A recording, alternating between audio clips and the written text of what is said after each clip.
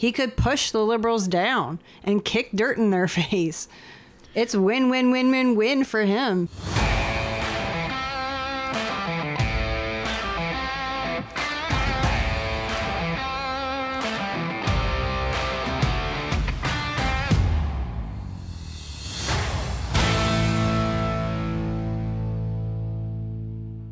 Welcome back to Northern Perspective, everyone. I'm Cypher. And I'm Fox. Tonight, we're taking a look at Jagmeet Singh's recent interview with Canadian Press. There's no video footage available, but what he did say speaks volumes. Let's get into it. Jagmeet Singh rules out coalition government with Liberals after next election. NDP leader Jagmeet Singh is ruling out the possibility of forming a coalition government with the Liberals if no party wins a clear majority after the next election. That's off the table, Singh said in a year-end interview with the Canadian Press, even though the two parties have been working closely together. Quote, "That's not something that we're focused on. We're focused on getting enough done in this parliament and then running to win," end quote. The two parties signed a deal in March 2022 in which the NDP agreed to support the minority Liberals on key votes in parliament in exchange for action on NDP policy priorities. The collaboration has so far led to the introduction of a national dental care program, one-time rental supplements for low-income tenants, a temporary doubling of the GST rebate, legislation banning replacement workers, and investments toward a for Indigenous, by Indigenous housing strategy. The parties agreed to keep their agreement in place until 2025, with the federal election slated to take place by October of that year. Singh said the agreement gave him the chance to see the Liberals up close and to see how much power the federal government has to make life better for Canadians. Quote, "All I can say with a lot of clarity is that they could be doing a lot more to help people," end quote, Singh said. Quote, "I'm more motivated than ever before that I want to become the next prime minister. That's my goal," end quote. Polls currently place the opposition Conservatives within majority territory with a minority parliament in place. The next election could theoretically happen at any time. However, Prime Minister Justin Trudeau has indicated he sees no reason for that. Of course he did. He told the Canadian Press earlier this month that the next campaign will follow the fixed election date schedule and take place in the fall of 2025. Trudeau said he hasn't spoken to the New Democrats about possibly forming a coalition government post-election because they're focused on the now. Quote, "What might come into a calculation post-election, we'll listen. Let's let Canadians decide what kind of parliament they want to elect in 2 years, and then we'll see," end quote, Trudeau said when asked about whether a bigger partnership is in the cards. Quote, "We've demonstrated that we can get good things done and maintain a very fiscally responsible frame," quote, he added. He added that's something, quote, "people will take note of, I'm sure, for decades to come as being something that has been demonstrated to be very effective in Canadian politics," end quote. So, what does this mean? Some people just read this article and say, whatever, and that's nice, move along. But this was really important, folks, because there's some questions that beg asking. The first question you should be asking is, why is he talking about this now? If the election isn't for another 2 years, why is Jagmeet all of a sudden, literally out of the blue, starting to talk about the fact that, well, we don't want to be in a coalition government with the Liberals? And I'm going to be the next prime minister. Right. This is something that we've touched on before, but we haven't really gotten into a lot of detail. And a lot of people seem to be interested in the strategic aspect of the parties, of politics, and what we're going to do today is kind of walk you through our take of how this has come together. This isn't something that has happened, just in the last week. You have to remember that all of these guys, they may appear to be inept in front of the cameras because they have to say certain talking points, but they're not stupid. As much as I dislike the way Jagmeet carries himself, he's not stupid, and neither is the people that are actually advising him. So there's actually been a long-term strategy here. So when did this start? Well, I think this started probably shortly after Pierre Poilievre actually took power as the leader of the official opposition. This didn't happen, at the start of the last election, but I'm pretty sure that Jagmeet saw that the Liberals aren't going to make it until the full term. Why? We've already talked about this. The average minority government only lasts 2.3 years. So there's a very, very low chance that this government makes it to the end. Well, the Liberals are already on borrowed time. Right. Because they're getting killed in the polls, and it's happening day by day. So if you were to say, what is the strategy here that the NDP are employing? Because we've talked a lot about what the Conservatives are doing. So what are the NDP doing? Well, for the past year, we think that Jagmeet has essentially been lying in wait like a serpent in the grass. He's been cuddling up to Trudeau, propping up that government, sacrificing the welfare of Canadians, not for his pension, but to try to gain better position when the election comes. Now, a year ago, I don't think that he would be able to predict where the polls are now. But he certainly sees where they are now. So how has he kind of operated this? Well, we all know they have the supply and confidence agreement, right? The supply and confidence agreement essentially commits the NDP to voting with the Liberals on any votes that have a confidence type of vote. But a lot of the things that the Liberals are putting into play, especially within the budget, are unpopular with Canadians. Now, the NDP are voting for those things. They're voting with the Liberals to support those things, which is making the Liberals, and to an effect the NDP, but especially the Liberals, because it's their budget, it's their bills. They're making the Liberals unpopular. Right. And the focus has been on who? Not Jagmeet. It's been on Freeland. It's been on Trudeau, and it's been on his cabinet. That's what Jagmeet wants, right? So the only things that he's been saying about this is primarily, in one-off interviews and one-off questions, and during question period where he says, the Conservatives need to be voting for the budget. That's basically it. That's all they're really saying. They're not doing it with any sort of passion. The only thing that you see Jagmeet do with any sort of energy and commitment is social media posts and interviews and talking points that are propping up himself and saying that, the Liberals are doing a terrible job, but we're the ones that are actually getting things done for Canadians. That's what he's been doing, right? So he's been trying to just, keep Trudeau standing, knowing that he's going to fall over dead soon politically.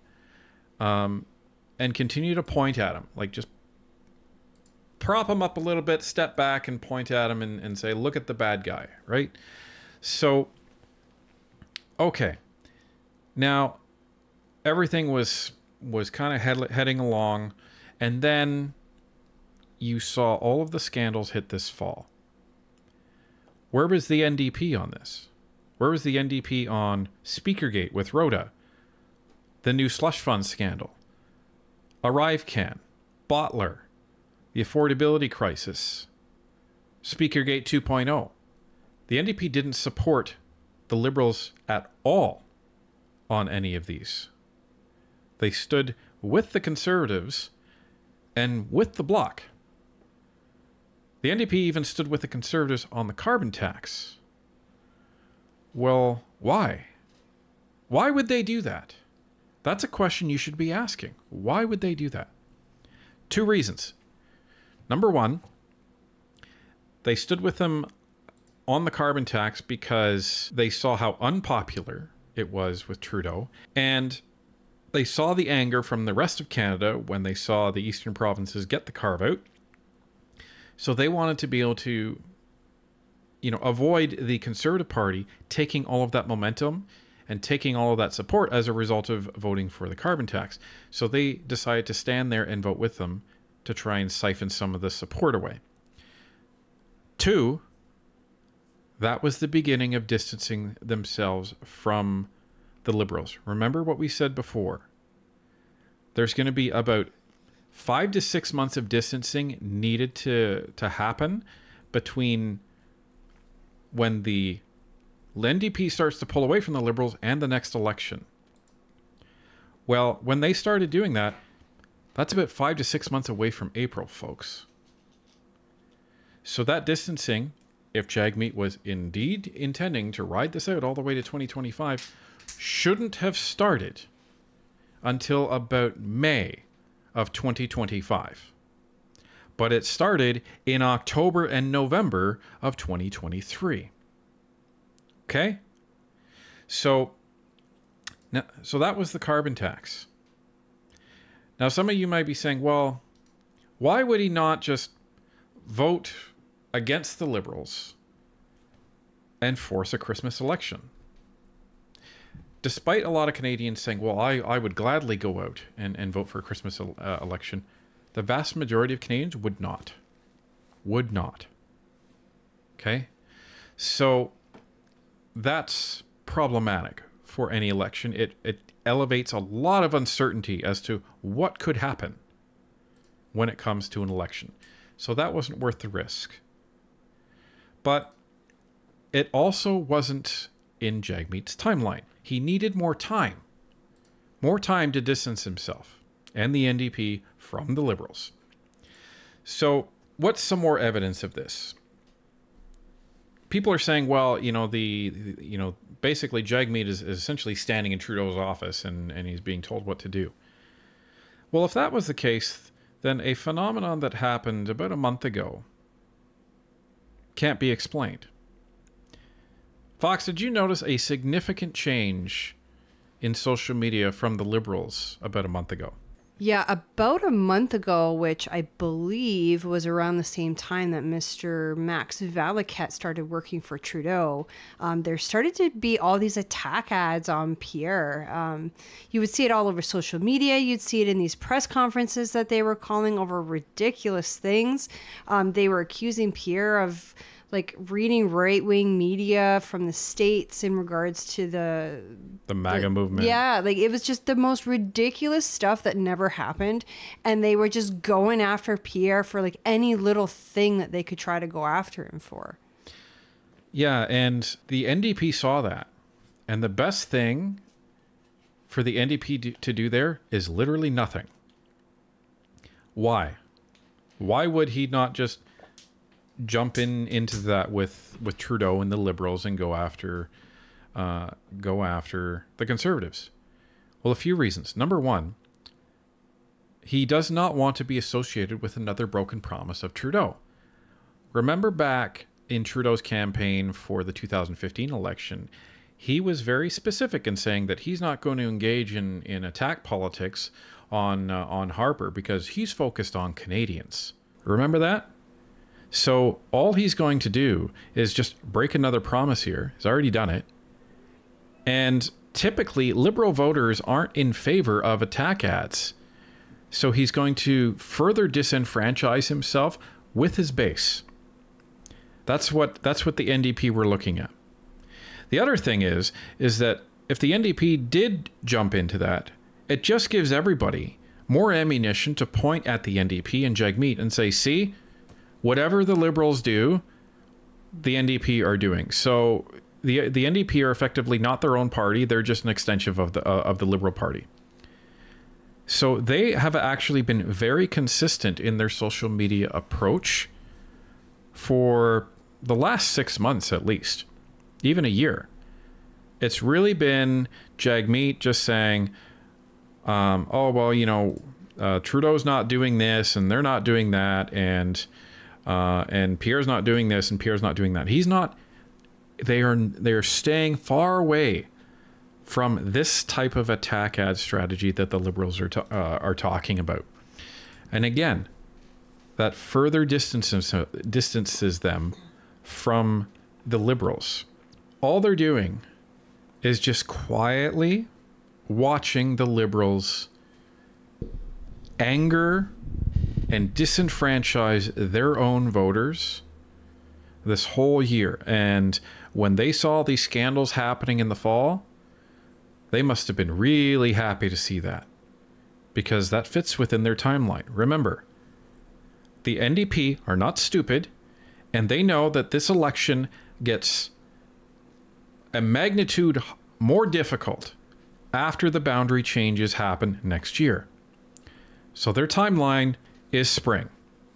They are not intelligent at all if their timeline goes beyond spring. So the one thing to consider is look at the latest polls. Latest polls show a bit of a jump for Justin Trudeau and a fall for the NDP. But if you look at the Conservatives haven't changed much. A little bit of a dip. So most of the recent support that Trudeau has enjoyed in this recent snapshot is siphoning support from the NDP. So now you're going to see, over the next couple of months, it become the Jagmeet Singh show and the NDP show. It's been the Conservative show for the last 6 months.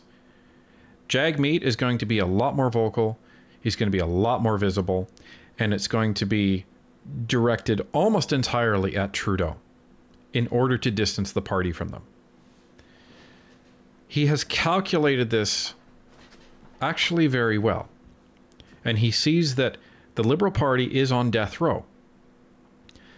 And this latest interview, talking about, well, whenever the next election happens, we're not going to be in a coalition with them. That's just complete distancing going on. It's to let everybody know that they're not going to be associated with the Liberals, and that, you know, you don't have to vote for blue or red in order to avoid a coalition with the NDP. Don't worry about that, because we have no intention of doing that. Next, in January, what starts up, Fox? The public inquiry headed by Justice Hogue. So, you think Jagmeet has a vested interest to see some damning things come out of that public inquiry against the Liberals? Oh, absolutely. I think the Conservatives do as well. I think we are going to discover that maybe Justin Trudeau did know something about what was going on with foreign nations meddling in our elections. And I think that's going to get called out in that preliminary report that's due on February 29th. And look at the deadline extension for pharmacare, everybody. We mentioned this in a previous video. That's March 1st. Literally the next day. Literally. So you have these hearings that are going to happen in January. You're going to have this report that comes out February 29th. The pharmacare deadline is on March 1st. All of this is lining up so that the NDP can call a non-confidence vote in early March to capitalize on the spiraling downturn of the Liberals. And he's going to start kicking Trudeau's face in the sand significantly over the next 3 months. And the end game for Jagmeet Singh is to slingshot past Trudeau in the polls. That's probably going to happen, I'd say in February, in early February. Because the thing is, the NDP know that Jagmeet Singh is never going to be Prime Minister. Enough Canadians are not interested in having socialism as our primary mode of governance. Yeah, it's too far of a fringe ideology. It's too far of a fringe party. And everybody in the NDP knows that. So what's Jagmeet's next best option? It would be to be leader of the official opposition. The NDP's first place in any election is to be the official opposition. That's the best that they can hope for. And we've already seen a Nanos poll earlier, and it's changed since then. But the fact that the Nanos poll showed that the NDP and Liberals were tied, that gave Jagmeet all of the ammunition and validation that his strategy is working. And so when you have nothing but criticism from both the Conservatives, and the NDP coming at the Liberals, the Liberals can't fight everybody at once.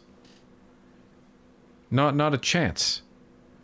So you're going to see the public inquiry come out, and as stuff comes out of that, the NDP are going to go all-out attack on Trudeau, kicking his face in the sand, trying to put as much distance in the public perception between them and the Liberals as possible. And then they're hoping to just fly right by Justin Trudeau in the polls, take more seats than them, and they become the official opposition. The Conservatives end up winning a majority government, which is almost beside the point for Jagmeet Singh. And they want this in before the boundary changes because all bets are off and everything gets that much harder.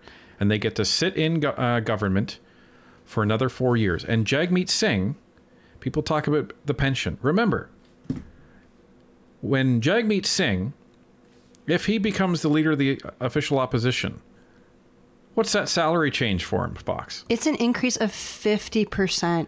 Right now, MPs get just under $195,000 as a base salary. And if you become leader of the official opposition, you get an extra, I think it's $92,600 on top of your base salary. So you want to talk about a pension for Jagmeet? The more he makes, the higher that pension is. And he's polling well in his riding right now. So if I'm Jagmeet, I'm looking at that saying, I can call an election. I can potentially be the leader of the opposition, secure my seat for another 4 years, guarantee my pension, and it gets that much higher for me. Well, and that's exactly it. Trudeau can go on all he wants about the next election not coming for the next 2 years, but it's not up to him. Really, it's up to Jagmeet Singh and the NDP. Absolutely. And when the dog pile starts on the Liberals next year, the Bloc are going to be right there. Right there. As soon as the Bloc sees that the NDP are going to be voting no confidence, it would be a monumental political mistake for the Bloc to actually back up the Liberals for that. Why? Because the Liberals are their main competition in Quebec. So if they are then seen as the party that is going to be propping up the Liberals, that's not going to end well with them. And everybody knows it. So this is our take on what is going to be happening over the next 3 to 4 months, and why the NDP has been doing what they're doing. And what Jagmeet Singh has to gain from it. He could get a 50% increase in pay. He could get the notoriety that comes with being the leader of the official opposition. He could gain more seats. He could push the Liberals down and kick dirt in their face. It's win, win, win, win, win for him. Jagmeet gets to declare victory. He gets to see himself as the hero. And he gets to be the guy that ended Justin Trudeau. And if you're a Conservative, you don't care who does it. All you care is that Trudeau is sent off into retirement and we can start fixing this country again.